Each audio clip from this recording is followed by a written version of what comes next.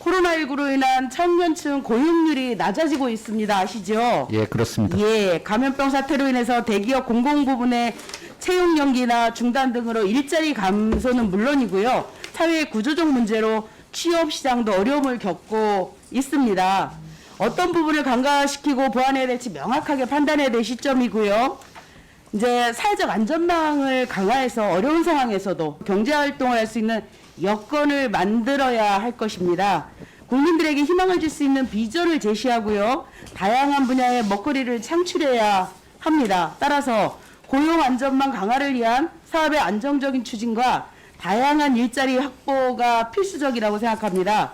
현재 진행되고 있는 고용 안전망 강화 사업 추진 경과와 정책 방향에 대해서 말씀해 주실 수 있으십니까? 예, 의원님께서 말씀하신 것처럼 요즘 우리 사회의 젊은 세대들이 공정에 대한 강한 요구를 하고 있습니다. 네. 저 개인적으로는 젊은이들에게 공정은 곧 일을 할 수 있는 기회를 제공하는 것이라고 생각합니다.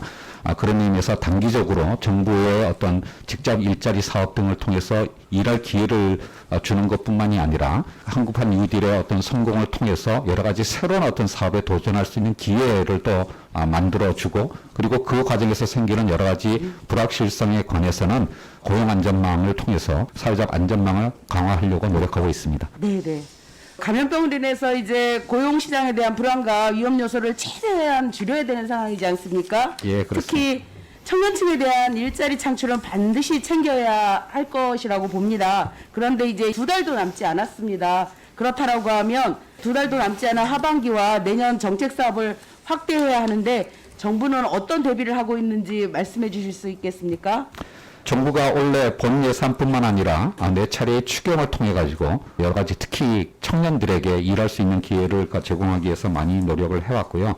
그 과정에서 이제 청년 구직 활동 지원금이나 또는 청년 취업 성공 패키지 등등의 직접적인 어떤 사업도 확대했을 뿐만 아니라 더 나아가서 이제 청년들이 이렇게 일할 기회를 배울 수 있는 여러 가지 교육 기회를 마련하기 위해서도 노력하고 있습니다. 네. 국가가 이제 경쟁력 확보를 위해서는 청년의 인력 양성이 필수적인 과제라고 저는 예. 생각합니다. 우리가 생각하는 이 청년들이 갖고 있는 상대적 박탈감이 좀 크다고 저는 생각하고요. 여러 사회에서 그런 문제들을 지적하고 있지 않습니까? 예. 그런 면에서 보면 이 당면한 감염병 사태로 인한 일시적 경력 단절이나 그다음에 취업 포기 사태가 일어나지 않도록 해야 합니다. 정부는 좀 더 진취적이고 그리고 계획성 있는 청년 일자리 사업을 정리를 해서 우리 청년들이 이 시대에서 절망하지 않고 특히 이 감염병 전국에서도 절망하지 않고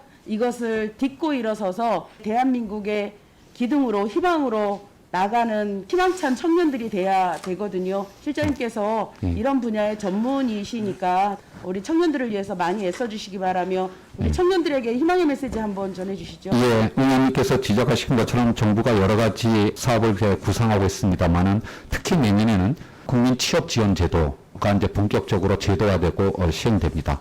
더 나아가서 전국민 고용보험의 확대의 또 원년이기도 합니다. 아마 그런 측면에서 우리 젊은이들에게 일할 어떤 준비를 하고 또 중간에 어려움을 겪었을 때는 최소한의 어떤 안전망을 제공할 수 있는 튼튼한 기반을 만들려고 노력하겠고요. 더 나아가서 우리 젊은이들이 미래를 위해서 과감하게 도전할 수 있도록 우리의 산업 생태계 자체를 혁신적이고 공정하게 만드는 데 우리 정부가 최선의 노력을 다하도록 하겠습니다.